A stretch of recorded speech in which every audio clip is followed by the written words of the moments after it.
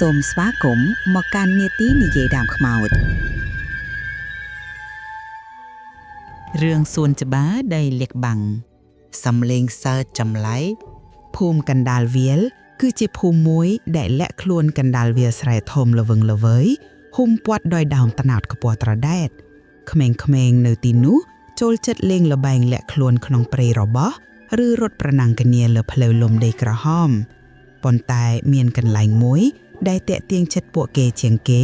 គឺសួនច្បារចាស់ទ្រុឌទ្រោមមួយនៅជីភូមិដែលអ្នកភូមិគ្រប់គ្នាហៅថាសួនច្បារមិនមានម្ចាស់សួនច្បារនោះធំល្វឹងល្វើយមានរបងថ្មបាក់បែកគ្រប់កន្លែងវារជាតិដុះអំផ្លូវដើរបង្ហាញពីភាពអស្ចារ្យរបស់វាពីអតីតកាលដើមឈើធំធំម្លប់ត្រចៀកផ្កាព្រៃដុះលះលាយឡំជាមួយផ្កាលំអងដែលធ្លាប់ជាផ្កាបណ្ដុះតែឥឡូវវាដុះលូតលាស់ដោយខ្លួនឯងគ្មានការថែទាំអ្នកភូមិប្រាប់តៗគ្នាថាសួននោះត្រូវបានគេបោះបង់ចោលជាង50ឆ្នាំមកហើយចាប់តាំងពីម្ចាស់របស់វាបានស្លាប់បាត់បង់ជីវិតដោយសារជំងឺអាតកំបាំងគ្មាននរណានឿកហ៊ានចោលទៅកាប់ឆ្កាឬសាងសង់អ្វីឡើយព្រោះតែពាក្យចចាមអារាមចម្លែកម្លែកថ្ងៃមួយក្រោយពីចប់ម៉ោងរៀនពួកគេទាំង4នាក់បាននាំគ្នាទៅលេងក្នុងសួនច្បារកម្ដៅថ្ងៃរសៀលរៀបលិតធ្វើឲ្យពន្លឺចាំងតិចៗក្រោមលប់ឈើធំៗសំឡេងសត្វលើកយំល្វើយវើយលាយលំជាមួយសំឡេងខ្យល់បក់រំហើយរឹតដាវមុខគេបងបីមែកឈើនិងវល័យរុក្ខជាតិដែលដកអំផ្លៃសុភាដើរពីក្រោយភ្នែកនាងសម្លឹងមើលគ្រប់ជ្រុងជ្រោយហាក់កំពុងរកមើលអ្វីមួយកែវដើរដោយស្ងៀមស្ងាត់ចំណែកចន្ទាវឹងរត់លេងពីមុខទៅក្រោយយ៉ាងសប្បាយរ៉េតយើងមិនគួរមកទីនេះទេសុភានិយាយតិចៗលោកយាយធ្លាប់ប្រាប់ថាមានរឿងចម្លែកក្លែកកើតឡើងនៅទីនេះសុភាកុំភ័យអីរិទ្ធិឆ្លើយតបរឿងខ្មោចអីណាសិតតែជាពាក្យចាប់អារាមរបស់មនុស្សចាស់ទេពួកគេបន្តដើរចូលទៅកាន់តំបន់កណ្ដាលនៃសួនច្បារដែលមានស្រះទឹកទូតមួយរាងស្ងួតហើយមានរូបសំណាកទេពធីតាធ្វើពីថ្មបៃតងរលុបបន្តិចបន្តួចឈរចំកណ្ដាលនៅពេលនោះហើយដែលកែវបានចាប់អារម្មណ៍ឃើញមើលនោះអ្នកណាកែវនិយាយដោយសំឡេងខ្សឹបៗដៃរបស់គេចង្អុលទៅកាន់ដើមឈើធំមួយនៅក្បែរស្រះនៅក្រោមម្លប់ដើមឈើនោះមានរូបរាងក្មេងស្រីតូចម្នាក់កំពុងដើរលេងតែម្នាក់ឯងនាងស្លៀកសម្លៀកបំពាក់ពណ៌សចាស់បន្តិចសក់ខ្មៅរលាស់ទៅតាមខ្យល់នាងមើលទៅហាក់ដូចជាកំពុងរើផ្កាព្រៃឬលេងល្បែងអ្វីមួយពួកគេទាំង4នាក់បានបង្កកឈឹងភ្នែកសម្លឹងមើលទៅនាងដោយមិនព្រិចក្មេងស្រីនោះមើលទៅហាក់ដូចជាមានអាយុប្រហែលនឹងចន្ទនាដែរជាក្មេងអ្នកណាទេហេតុអ្វីបានជានាងនៅទីនេះតែម្នាក់ឯងចន្ទនាខ្សឹបសួររិទ្ធជាអ្នកដែលមានភាពក្លាហានជាងគេក៏សម្រេចចិត្តដើរចូលទៅជិតប្រហែលជានាងវង្វេងផ្លូវឬមកលេងទីនេះហើយគេចាប់ផ្ដើមដើរយឺតឆ្ពោះទៅកាន់ក្មេងស្រីនោះ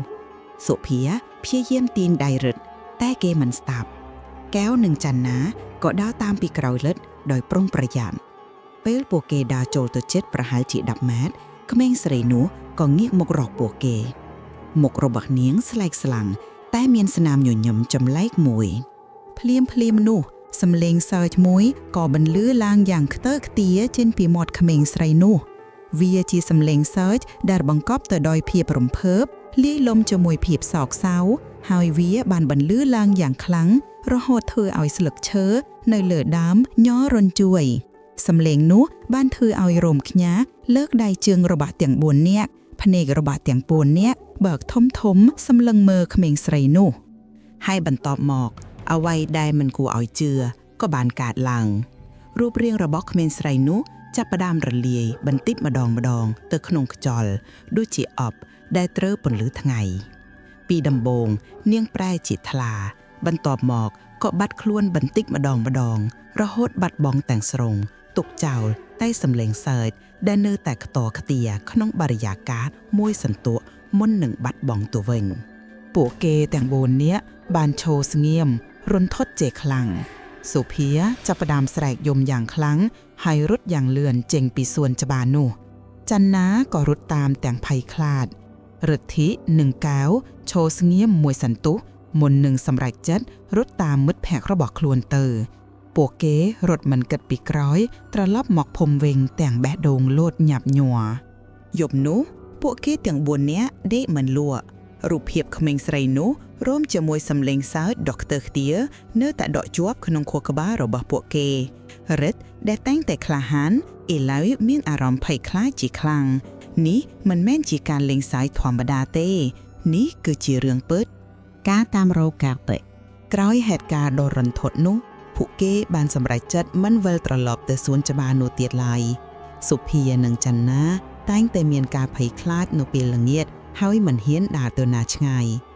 រិទ្ធីវិញទ្វីតបតីភ័យខ្លាចតែចិត្តរបស់គេនៅតែមានចម្ងល់តើក្មេងស្រីនោះជានរណាហេតុអ្វីបានជានាងនៅទីនោះហើយហេតុអ្វីបានជានាងសើចហើយរលាយបាត់ទៅថ្ងៃមួយរិទ្ធីបានទៅរកលោកតាច័ន្ទជាអតីតអ្នកភូមិចំណាក់ម្នាក់ដែលបានរស់នៅភូមិនេះតាំងពីក្មេងលោកតាច័ន្ទតែងតែដឹងរឿងរ៉ាវប្រវត្តិសាស្ត្រនិងរឿងព្រេងនិទានជាច្រើនរបស់ភូមិរិទ្ធីបានលួចប្រាប់លោកតាអំពីអ្វីដែលគេបានឃើញលោកតាច័ន្ទបានស្ដាប់រឿងរិទ្ធីដោយយកចិត្តទុកដាក់ទឹកមុខរបស់លោកតាប្រែជាស្លែកបន្តិចពេលឮរឿងក្មេងស្រីសើចហើយរលាយបាត់ចៅរិទ្ធគង់ទៅលេងនៅសួនច្បារនោះទៀតអីលោកតាច័ន្ទនិយាយដោយសំឡេងធ្ងន់ធ្ងរពាក្យចចាមអារាមនោះវាជាការពិតតែលោកតាតើនាងជានរណារិទ្ធីសួរដោយក្តីស្រេកឃ្លានចង់ដឹងលោកតាច័ន្ទដកដង្ហើមធំយូណាមកហើយកាលលោកតានៅក្មេងប្រហែលជាអាយុពុនចៅឯងហ្នឹងសួនច្បារនោះជាកម្មសិទ្ធិរបស់គ្រួសារសេដ្ឋីម្នាក់ឈ្មោះលោកសុកមានកូនស្រីម្នាក់ឈ្មោះម៉ាលីជានារីតូចគួរឲ្យស្រឡាញ់និងចូលចិត្តលេងនៅក្នុងសួនច្បារណារិទ្ធស្ដាប់ដោយយកចិត្តទុកដាក់ម៉ាលីជាក្មេងស្រីដែលពោរពេញដោយក្តីរីករាយនាងស្រឡាញ់ផ្កាគ្រប់ប្រភេទប៉ុន្តែថ្ងៃមួយម៉ាលីក៏ធ្លាក់ខ្លួនឈឺធ្ងន់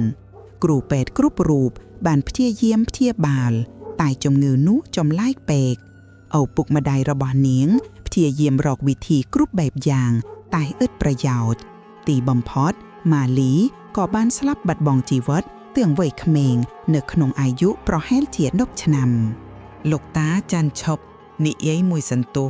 ហាក់កំពុងនឹកដល់រឿងរ៉ាវអតីតកាលក្រោយពេលម៉ាលីស្លាប់ឪពុកម្ដាយរបស់នាងបានលុបផ្ទះនិងសួនច្បារនោះចោលហើយចាកចេញពីភូមិទៅទាំងសោកសៅពួកគេមិនអាចទ្រាំនឹងការចងចាំដ៏ឈឺចាប់នោះបានឡើយចុះរឿងខ្មោចវិញលោកតារិទ្ធីសួរតាំងពីពេលនោះមកមានអ្នកភូមិជាច្រើនបាននិយាយថាពួកគេបានឃើញរូបរាងក្មេងស្រីតូចម្នាក់ដើរលេងនៅក្នុងសួនច្បារនោះនាងតែងតែសើចលេងហើយបាត់ខ្លួននៅពេលគេចូលចិត្តគេជឿថានោះគឺវិញ្ញាណរបស់ម៉ាលីដែលមិនទាន់បានទៅកាន់សុគតិភាពព្រោះតែនាងស្រឡាញ់សួនច្បារនោះខ្លាំងពេកឬក៏មានរឿងអ្វីមួយដែលនាងមិនទាន់បានបំពេញមានរឿងអ្វីមួយមិនទាន់បានបំពេញរិទ្ធីសួរឡើងវិញបាទប៉ុន្តែគ្មាននរណាម្នាក់ដឹងថាជាអ្វីពិតប្រាកដឡើយមនុស្សជាច្រើនបានព្យាយាមចូលទៅរកមើលតែពួកគេតែងតែជួបប្រទះនឹងបាតុភូតចម្លែកម៉េកដូចជាវត្ថុរបួសពីដៃដោយឯកឯងសំឡេងខ្សឹបខ្សៀវឬក៏មានអារម្មណ៍ភ័យខ្លាចរហូតទ្រាំមិនបានក៏រត់ចេញទៅវិញលោកតាច័ន្ទបន្ត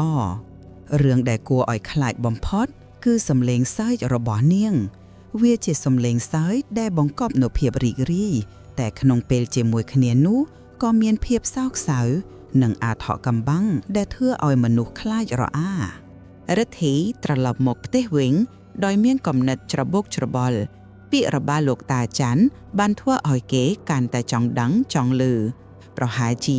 ម៉ាលីមិនមែនជាខ្មោចអាក្រក់នោះទេនាងគ្រាន់តែចង់បានជំនួយថ្ងៃបន្ទាប់រិទ្ធបានប្រាប់រឿងរ៉ាវដែលលោកតាច័ន្ទបាននិទានឲ្យសុភាកែវនិងចន្ទាស្ដាប់សុភានិងចន្ទានៅតែខ្លាចតែទឹកមុខរបស់ពួកគេបានបង្ហាញពីការចង់ដឹងចង់ឮតើម៉ាលីចង់បានអ្វីទៅកែវសួរដោយសំឡេងតិចៗ ប្រហែលជានាងមិនមែនជាខ្មោចអាក្រក់នោះទេខ្ញុំក៏គិតអញ្ចឹងដែររិទ្ធីនិយាយសំឡេងសើចរបស់នាងខ្ញុំមានអារម្មណ៍ថាវាដូចជាការអំពាវនាវរកជំនួយជាងការបំភ័យសុភានៅតែស្ទាក់ស្ទើរតែបើពោះយើងចូលទៅទៀតហើយមានរឿងអីកើតឡើងតើយើងត្រូវធ្វើម៉េចយើងនឹងប្រយ័ត្នប្រយែងរិទ្ធីសន្យាយើងគ្រាន់តែចង់ដឹងថាតើនាងចង់បានអ្វីទីបំផុតសុភាក៏យល់ព្រមទាំងបង្ខំចិត្តព្រោះនាងមិនចង់ឲ្យរឹតទៅតែម្នាក់ឯងចន្ទនាក៏យល់ព្រមដែរដោយសារការចង់ដឹងចង់ឃើញរបស់នាងមានច្រើនជាងការភ័យខ្លាចពួកគេបានសម្រេចចិត្តថានឹងត្រឡប់ទៅសួនច្បារនោះវិញដើម្បីរកឲ្យឃើញពីអថកំបាំងរបស់ម៉ាលីទម្រួយដំបងព្រឹកព្រលឹមថ្ងៃសៅរ៍ក្រោមពន្លឺថ្ងៃដ៏ស្រទន់ពួកគេទាំង4នាក់បានត្រឡប់ទៅកាន់សួនច្បារចាស់វិញលើកនេះពួកគេរៀបចំខ្លួនបានយ៉ាងល្អដោយមានពីលមួយទឹកមួយដបនិងនំចំណីបន្តិចបន្តួចរិទ្ធីបានយកកាំបិតតូចមួយជាប់នឹងខ្លួនដើម្បីបោសសម្អាតផ្លូវពេលពួកគេដើរចូលទៅដល់ក្នុងសួនច្បារអារម្មណ៍នៅទីនោះហាក់មិនដូចជាលើកមុនឡើយភាពភ័យខ្លាចនៅមានតែវាត្រូវបានជំនួសដោយក្តីរំភើបនិងការចង់ដឹងចង់ឮពួកគេដើរទៅកាន់កន្លែងដែលពួកគេបានជួបម៉ាលីកាលពីលើកមុនគឺនៅក្រោមដើមឈើធំនោះយើងត្រូវរកមើលតម្រួយអ្វីមួយរិទ្ធីនីលី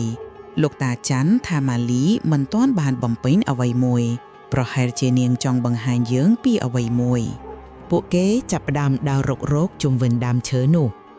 កែវជាអ្នកដែលមានភ្នែកមុតស្រួចដើរទៅកាន់គល់ឈើធំមួយដែលបាក់កាលពីយូរហើយគេបានឃើញអ្វីមួយយ៉ាងរ៉េតមកមើលទីនេះកែវស្រែកតិចតិចនៅចន្លោះគល់ឈើនិងឫសធំមានដីមួយកន្លែងមើលទៅហាក់ដូចជាមានគេជីកថ្មីវាមិនទាន់ដុះស្មៅគ្រាប់ជាតិឡើយអ្នកណាទៅជីកដីនៅទីនេះសុភាសួរទាំងភ័យរិទ្ធីយកម៉ែឈើមួយកាប់គាស់ដីនោះយឺតនៅក្រោមស្រទាប់ដីស្តាងពួកគេបានរកឃើញប្រអប់ឈើចាក់មួយដែលរុំដោយក្រណាត់សសឹករលួយពេលរិទ្ធីបើកប្រអប់នោះនៅក្នុងនោះមានរូបគំនូរមួយសន្លឹកដែលគួរជារូបក្មេងស្រីម្នាក់កំពុងលេងនៅក្នុងសួនច្បាររូបគំនូរនោះមើលទៅដូចមាលីយ៉ាងពិតប្រាកដនៅពីក្រោយរូបគំនូរមានសម្បត្តិមួយសន្លឹកសរសេរដោយដៃអក្សរនោះមើលទៅដូចជាអក្សររបស់ក្មេងតូចម្នាក់រិទ្ធចាប់ផ្ដើមអានវាលឺម៉ាលីស្រឡាញ់សួនច្បារនេះណាស់គ្រប់ផ្កាគ្រប់ដើមឈើគឺជាមិត្តរបស់ម៉ាលីឪពុកបានធ្វើបាក់សីឈើមួយឲ្យម៉ាលីវាស្រស់ស្អាតណាស់តែពេលម៉ាលីឈឺបាក់សីនោះក៏បាត់បង់ទៅម៉ាលីចង់រកវាឃើញវិញបាក់សីរបស់ម៉ាលីគឺជានិមិត្តរូបនៃក្តីស្រឡាញ់របស់ឪពុកពួកគេទាំង4នាក់បានស្ដាប់ដោយភាពស្ងៀមស្ងាត់នេះជាទម្រួយដ៏សំខាន់បក្សីឈើចន្ទនាឧទាននាងចង់ឲ្យយើងរកបក្សីឈើនោះតែតើបក្សីឈើនោះនៅឯណាទៅសូភាសួរពេលពួកគេកំពុងពិភាក្សាគ្នាស្រាប់តែមានខ្យល់ព្យុះបក់បោកយ៉ាងខ្លាំងរួមជាមួយនឹងសំឡេងសើចដ៏ខ្ទើខ្ទារបស់ម៉ាលីលើកនេះសំឡេងនោះហាក់ដូចជាមានភាពរំភើបនិងក្តីសង្ឃឹមច្រើនជាងការបំភ័យខ្យល់ព្យុះបានបក់បោកស្លឹកឈើនិងធូលីដីហើយបានបក់នាំទិសដៅទៅកាន់ទិសខាងកោដ្ឋនៃសួនច្បារនាងកំពុងបង្ហាញផ្លូវយើងរិទ្ធីស្រែកនាងចង់ឲ្យយើងទៅតាមទិសនោះពួកគេក៏ចាប់ផ្ដើមដើរតាមទិសខ្យល់នោះបោកសំឡេងសើចរបស់ម៉ាលីក៏រលាយបាត់ទៅវិញតែអារម្មណ៍ដែលថាមាននរណាម្នាក់កំពុងដឹកនាំពួកគេគឺនៅតែមានពួកគេបានដើរឆ្លងកាត់គុម្ពផ្កាកុលាបព្រៃដែលមានបន្លែច្រើននិងដើមឈើធំនៅកណ្ដាលព្រៃរបូតដ៏ក្រាស់មានស្រះទឹកតូចមួយទៀតដែលមានទឹកនៅពេញនៅក្បែរស្រះទឹកនោះមានដើមឈើធំមួយដើមមានម៉ែកទៀបលុយចូលទៅក្នុងទឹកមើលនោះជាបក្សីឈើហើយកែវស្រែកដោយរំភើបនៅលើម៉ែកឈើនោះដែលលុយចូលទៅក្នុងទឹកមានបក្សីឈើមួយក្បាលតូចចំណាស់និងមានស្លឹកឈើនិងវិលរុក្ខជាតិរុំជុំវ័យស្ទើរតែមើលមិនឃើញវាបានជ្រុះចូលទៅក្នុងគុម្ពវិល ហាក់ដូចជាមាននរណាម្នាក់ព្យួរវាចោលនៅទីនោះកាលពីយូរយារណាស់មកហើយរិទ្ធីព្យាយាមចូលទៅយកតែវាពិបាកណាស់មេឃឈើនោះរអិលហើយមានសត្វល្អិតជាច្រើនខ្ញុំនឹងឡើងទៅយករិទ្ធីនិយាយកុំអីរិទ្ធីវាគ្រោះថ្នាក់ណាស់សុភីព្រួយបារម្ភតែរិទ្ធបានឡើងទៅបាត់ហើយគេប្រុងប្រយ័ត្នបំផុតព្យាយាមចាប់កាន់មែកឈើណាមួយឲ្យជាប់ទីបំផុតគេក៏បានទៅដល់កន្លែងបាក់សៃឈើនោះគេបានយកបាក់សៃឈើនោះចុះមកដោយជោគជ័យបាក់សៃឈើនោះមានទំហំប៉ុនបាតដៃក្មេងមានរាងសាមញ្ញតែឆ្លាក់បានយ៉ាងល្អិតល្អន់ភ្នែករបស់វាធ្វើពីក្របថ្មតូចៗទោះបីជាវាចាស់និងមានធូលីដីតែវាពោពេញទៅដោយអត្ថន័យពេលរិទ្ធីចុះមកដល់ដីពួកគេទាំង4នាក់បានសម្លឹងមើលបាក់សៃឈើនោះដោយក្តីរំភើបភ្លាមនោះខ្យល់បុករំហុយមួយបានបុកមកពីណាក៏មិនដឹងវាមិនមែនជាខ្យល់ព្យុះកាលពីមុនឡើយតែជាខ្យល់ត្រជាក់ស្រាលនៅពីមុខពួកគេមានរូបរាងម៉ាលីបានលេចឡើងម្ដងទៀតលើកនេះនាងមិនសើចឬរលាយបាត់ភ្លាមឡើយនាងបានសម្លឹងមើលបក្សីឈើនៅក្នុងដៃរិទ្ធភ្នែករបស់នាងមិនមែនជាភ្នែកដែលបង្កប់នូវភាពសោកសៅឬអាថកកំបាំងនោះទេតែជាភ្នែកដែលពោពេញដោយក្តីសប្បាយរីករាយនិងក្តីសុខសាន្តនាងបានញញឹមយ៉ាងស្រស់វាជាស្នាមញញឹមដ៏បរិសុទ្ធនិងពោពេញដោយក្តីដឹងគុណនាងបានលូកដៃតូចរបស់នាងទៅកាន់បាក់សីឈើនោះយឺតតែមិនបានប៉ះពាល់ឡើយគ្រាន់តែធ្វើកាយវិការដូចជាកំពុងលាបក្បាលបាក់សីឈើនោះបន្ទាប់មកនាងបានងាកមករកពួកគេទាំង4នាក់ហើយអូនក្បាលបន្តិចពេលនេះនាងក៏ចាប់ដើមរលាយបន្តិចម្ដងទៅក្នុងខ្យល់តែលើកនេះគ្មានសំឡេងសោតដ៏ខ្ទើកទានោះឡើយគ្រាន់តែមានពន្លឺពណ៌មាសស្រាលបានព័ទ្ធជុំវិញរូបនាងមុននឹងនាងបាត់បង់ទៅទាំងស្រុងនៅពេលនាងបាត់បង់ទៅខ្យល់ក៏បានបុកនាំក្លិនក្រអូបឈ្ងុយនៃផ្កាចំបៃរំហើយទៅតាមខ្យល់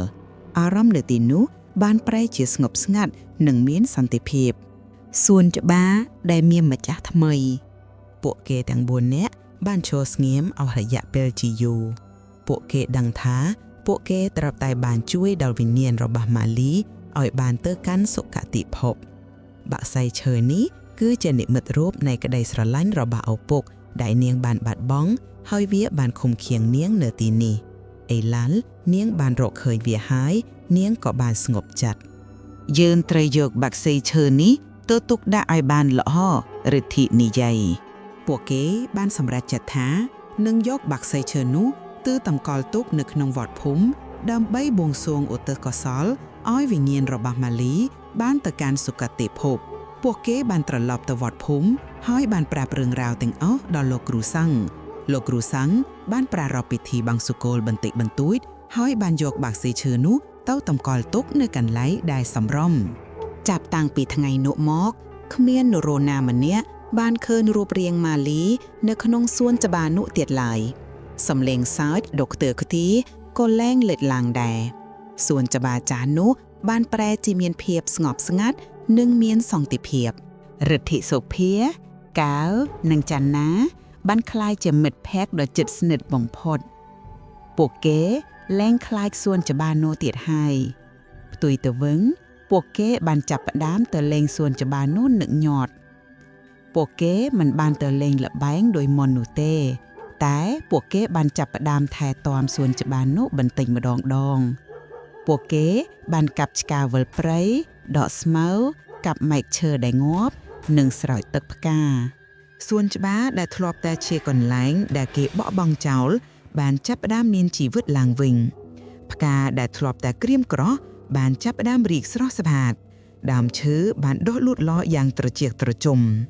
ក្មេងៗក្នុងភូមិក៏បានចាប់ផ្ដើមមកលេងនៅក្នុងសួនច្បារនោះដែរព្រោះពួកគេឡើងឮពាក្យចក់ចាមអារាមគួរឲ្យខ្លាចតទៅទៀតសួនច្បារនោះលេងជាសួនច្បារមិនមានម្ចាស់ទៀតហើយអ៊ីឡាវាបានក្លាយជាសួនច្បារនៃអនុស្សាវរីយ៍ដែលត្រូវបានថែទាំដោយក្តីស្រឡាញ់និងការចងចាំរបស់ម៉ាលីនិងដោយមិត្តភក្តិទាំង4នាក់ពួកគេបានដឹងថាទោះបីជាជីវិតត្រូវបាត់បង់ទៅមែន តែអនុស្សាវរីយ៍និងក្តីស្រឡាញ់នៅតែស្ថិតស្ថេរជានិច្ចរាល់ពេលដែលពួកគេឃើញផ្ការីកស្រស់ស្រាតពួកគេតែងតែនឹកដល់ម៉ាលីក្មេងស្រីតូចដែលស្រឡាញ់សួនច្បារនេះអស់ពីដួងចិត្តរាល់ល្ងាចពេលថ្ងៃរៀបលិចពន្លឺពណ៌មាសបានចាំងចាស់ទៅលើសួនច្បារនោះក្លិនផ្កាចំបៃនៅតែបករំហើយហាក់ដូចជាខ្សឹបខ្សៀវរឿនរ៉ាវរបស់ម៉ាលីតែលើកនេះគ្មានសំឡេងសើចដ៏ខ្ទឹកខ្ទាឬភាពភ័យខ្លាចនោះទេមានតែសន្តិភាពនិងភាពស្ងប់ស្ងាត់ដែលបានគ្របដណ្ដប់លើសួនច្បារចាស់មួយនេះជារៀងរហូតសូមអរគុណចំពោះការស្ដាប់រីត្រីសួស្ដី